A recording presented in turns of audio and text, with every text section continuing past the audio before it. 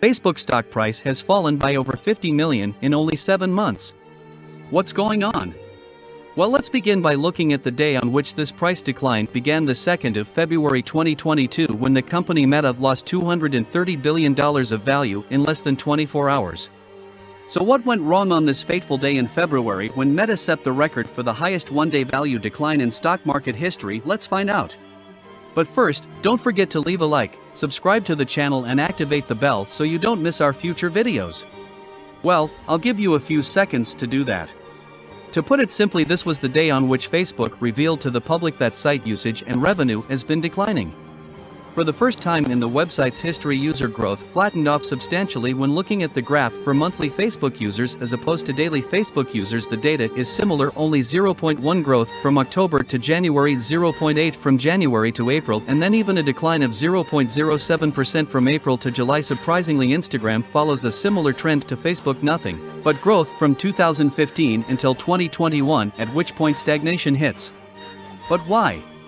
The first reason behind Facebook and Instagram's user growth stagnation is somewhat of an impressive problem. They're battling with human population limits and have run out of new countries to expand into. Of the 8 billion people on Earth, 3 billion log into Facebook at least once a month, leaving 5 billion people that don't use the service regularly. Of these 5 billion, remaining 1.7 billion live in countries such as China, Iran and Russia, where Facebook and Instagram have been banned by the government, leaving only 3.3 billion who aren't using the service, according to an article written by the New York Times. Another 3 billion do not use the internet at home or on their phones, and in some of the world's most populated countries, including Pakistan, Bangladesh and Nigeria, a majority of people are not online. If you then factor in another 15 of the global population who are under the age of 10, making them too young to use social media at all, then pile on the hordes of people who have made a deliberate effort to boycott social media altogether, Facebook and Instagram's problem becomes obvious. They're running out of humans. In an article written by New York Times, titled "Inside Facebook's Plan to Wire the World," it explains how Zuckerberg is working to literally provide the entire third world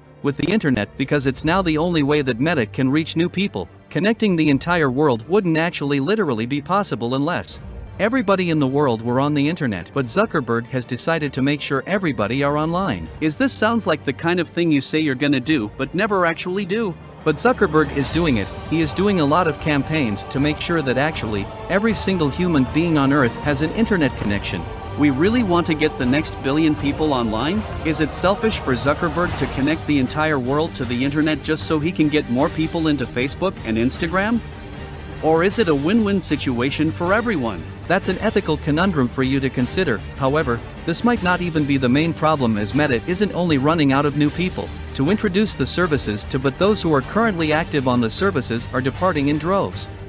Somewhat hilariously, Facebook has lost one of 30 million of its users. And with 12.1% of Facebook's user base being over the age of 55. This number will inevitably increase as time progresses, yet Facebook should probably be less worried about the boomers and a little more concerned about the zoomers, as Facebook's biggest loss in user count stems from the younger generation. Back in 2018, Facebook demographics began to follow a very interesting trend. There was an increase in users from the older generation, little change from those in their middle age, and a pretty substantial loss in users from those under the age of 25. 1 year later, in 2019, another piece of data was published supporting a similar trend, only to a more severe degree. There was a slight increase from the oldies, barely any change for the middle-aged crowd, and again a massive 17 decline in only 2 years for those using Facebook under the age of 34. After seeing this might also account for why it's become such a trend for young people to hate Facebook. Teens just don't find value in Facebook, and this is a fact anymore. There are now well over 5 strongly positioned social media platforms to endlessly scroll through, and it isn't sustainable for our mind to compartmentalize nor prioritize our relationship with all of them for the sake of time and sanity. People have to eliminate platforms that begin to lack a value-add incentive. Facebook, which teens often associate with their parents, has little to offer Gen Z. Going back to the data, we can see that the Gen Z prefers big for social media platforms like Snapchat at number 4, Instagram at number 3, TikTok at number 2, and YouTube at number 1, with over 95 of us teens using it. When examining each of these big 4 platforms, the value they add, or the edge that they have, is obvious. YouTube long-form video, TikTok short-form video, Instagram images and photography, Snapchat photo messaging. However, when looking at Facebook, the value it adds or the edge that it has isn't all that obvious. The overall feel of Facebook is as if it were a weaker, watered-down version of the four most popular apps combined. This is why Zuckerberg has started to invest $10 billion in the creation of the metaverse. He understands that Facebook's advantage lies in providing the best circumstances for online social interaction, and if Zuckerberg can do it in a way that is interesting and accessible to all, but above all not irritating, it seems like a pretty interesting concept. Notwithstanding the haze train, online metaverse is also theoretically a product that will appeal to younger audiences, i.e. those audiences that are leaving Facebook in droves.